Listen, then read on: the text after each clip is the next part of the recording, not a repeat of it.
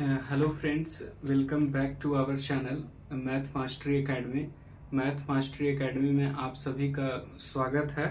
तो जैसा कि हम लोगों ने पिछले क्लास में सिलेबस डिस्कशन के दौरान तय किया था कि हम लोग जियोमेट्री चैप्टर स्टार्ट करेंगे, तो आज से हम लोग एक बहुत ही बेहतरीन क्लास की शुरुआत करने वाले हैं जो है जियोमेट्री। तो हम लोग सबसे पहले जियोमेट्री में ये समझेंगे कि what is the meaning of geometry. Geometry का अर्थ क्या होता है। तो सबसे पहले हम लोग मीनिंग को समझते हैं। ये जो जियोमेट्री शब्द है, वो जो शब्द है वो इंग्लिश का शब्द है। ये जियोमेट्री जो शब्द है वो इंग्लिश का शब्द है, और इसका जो इंग्लिश का शब्द है और ये आया कहाँ से है, तो जियोमेट्रॉन से आया हुआ है।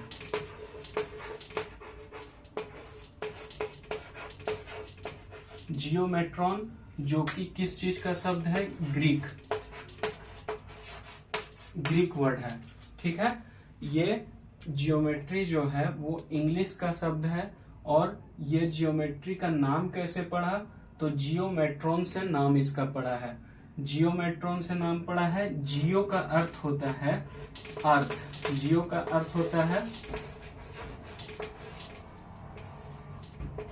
अर्थ, और मेट्रॉन का अर्थ होता है मेजरमेंट। मेट्रॉन का अर्थ होता है मेजरमेंट।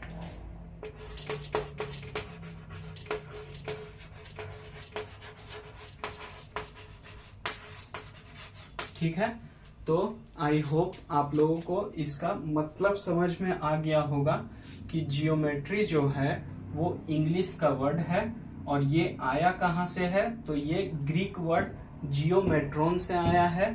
जियो का अर्थ होता है अर्थ, और मेट्रॉन का अर्थ होता है मेजरमेंट। ठीक, यहाँ तक अगर क्लियर है तो एक थम्स अप आप लोग करते चलिए। तो आइए अब हम लोग देखते हैं कि what is point, line, segment and line. ठीक है, तो point, by a sharp tip of the pencil that is called point. मतलब जब कोई पेंसिल है, पेंसिल के शार्प जो हम लोग पेंसिल का जो लिखने वाला रहता है, उससे जब हम लोग किसी पेपर पे एक डॉट बनाते हैं जो विजिबल हो, जो क्या हो, विजिबल हो, दैट इज कॉल्ड पॉइंट। तो इसी को हम लोग पॉइंट बोलेंगे। और पॉइंट को लिखने का जो तरीका होता है वो, जैसे यहाँ पे ऐसे पॉइंट लिखें और ए लिख दिए, तो ये हो गया पॉइंट ए। ये क्या हो गया, पॉइंट ए। ठीक है, line segment, line segment has two end point. इसका अर्थ ये हुआ कि लाइन सेगमेंट जो होता है उसके पास दो एंड पॉइंट होते हैं। एंड पॉइंट का क्या मतलब है कि ये हो गया आपका लाइन, ठीक है, that is called line. But line segment जो होता है उसको आप आगे नहीं बढ़ा सकते हो, एक्सटेंड नहीं कर सकते हो। जैसे ए बी हुआ, ये यहीं तक रहेगा और ये यहीं तक रहेगा, इसको एक्सटेंड नहीं किया जा सकता है। और वहीं अगर हम लोग लाइन की बात करें तो extended in both direction. It means कि हम लोग इसको दोनों साइड से एक्सटेंड कर सकते हैं। जैसे कि ये हुआ, ये पॉइंट ए है।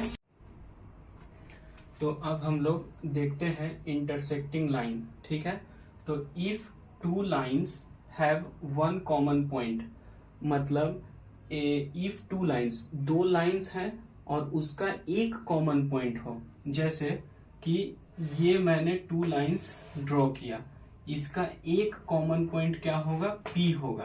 ठीक है, यहाँ पे आपका मन ए बी सी डी कुछ भी दे दीजिए। ठीक है, तो वही डिफिनेशन कह रहा है, if two lines have one common point that is called intersecting line. मतलब दो लाइन का जब एक कॉमन पॉइंट होगा तो इसको हम लोग क्या बोलेंगे कि इंटरसेक्टिंग लाइन है। ठीक है, फिर उसके बाद पैरेलल लाइन, तो lines like these which do not meet are said to be parallel. इसका अर्थ ये हुआ कि वैसा लाइन जो कभी भी इंटरसेक्ट ना करे, कभी भी इंटरसेक्ट ना करे कभी भी आपस में मिले ना।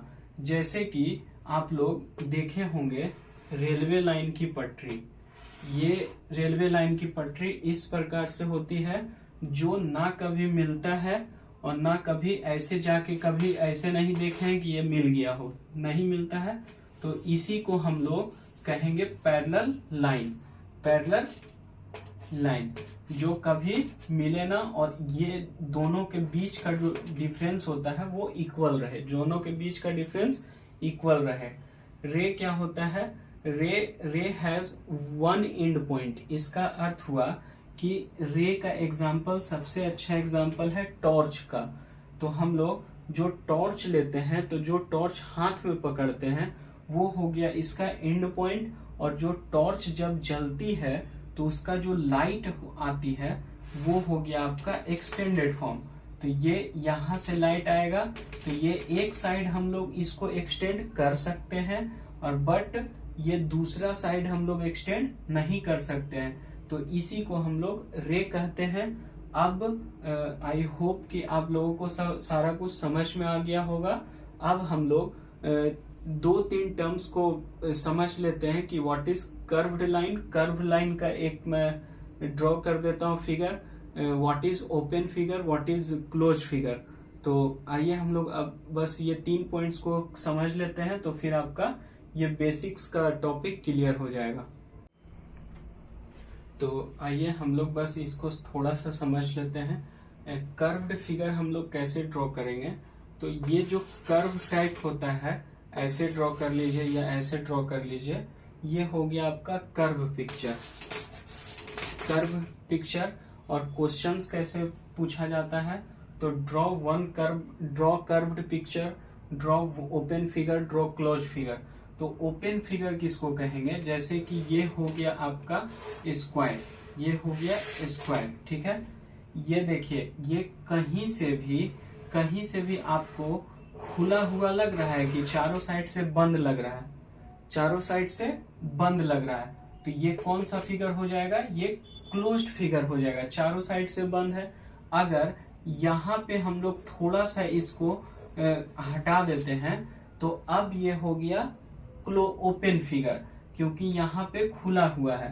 तो वैसा फिगर जो पूरे तरह से बंद ना हो, उसको हम लोग कहेंगे ओपन फिगर। मतलब ओपन फिगर में थोड़ा सा कुछ खुला रहेगा, जैसे कि ये हम लोग ट्रायंगल ड्रॉ करते हैं और यहाँ पे छोड़ दिए खुला, तो ये हो गया ओपन फिगर। और क्लोज्ड फिगर में क्या होता है कि जो हम लोग प्लेन शेप्स बनाते हैं, जैसे सर्कल हो गया, ट्रायंगल हो गया, रेक्टेंगल हो गया, ये सब सारा कुछ क्या है? क्लोज्ड फिगर में है। बस इसका कहीं से भी जो यहाँ खुला हुआ पार्ट था वो पार्ट नहीं होना चाहिए, तो ये हो जाएगा क्लोज्ड फिगर। तो आई होप आप लोगों को सारा कुछ समझ में आ गया होगा। तो अगर कहीं कुछ दिक्कत है तो आप लोग कमेंट्स के माध्यम से पूछ सकते हैं। और ये आज का बेसिक्स था, और कल से हम लोग कुछ क्वेश्चंस डिस्कस करके आगे बढ़ेंगे, आगे कॉन्सेप्ट पे फोकस करेंगे। तो अगर वीडियो इंफॉर्मेटिव लगा हो तो आप लोग चैनल को सब्सक्राइब, लाइक, शेयर जरूर करें। धन्यवाद।